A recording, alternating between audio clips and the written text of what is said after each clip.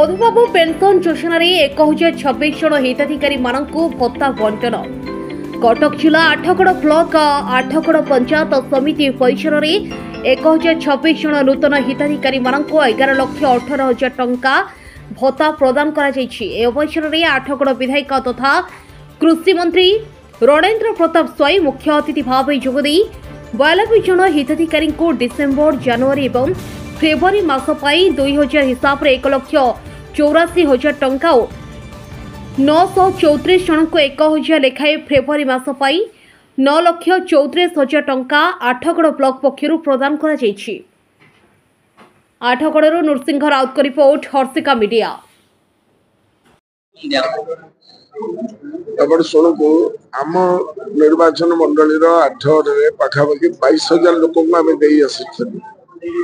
20,000 रु अधिक लोक आम आगुरी दे आसलु। आज आम 1,026 जन लोक को प्रथम पर्याय जो नुआ भत्ता जोटा दिगला 1,000 टंका हिसाब से से बंटन कराला 34 जाक पंचायत रे।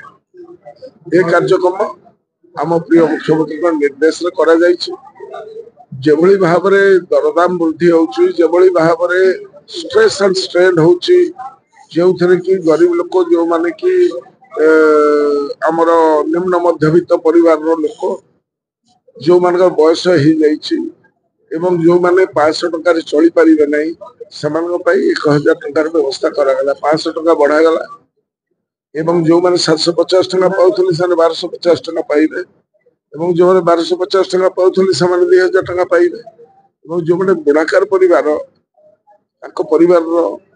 परिवार को आखि आगे रखी 2,500 टंकार अनुदान करागला।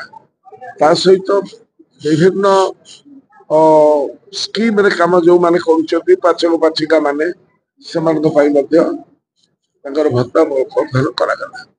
एक अनन्य कार्यक्रम कारण अत्यंत गरीब लोक कार्य। मोर निर्वाचन मंडली रे जिते विजु बाबू प्रथम थर 90 मसीह मु एमएलए होती से आमर 40 टंकार भत्ता था 100 टंकार परिणत करते विजु बाबू। आज से 100 टंकार भत्ता को पुआ नवीन बाबू 1,000 टंकार परिणत कर।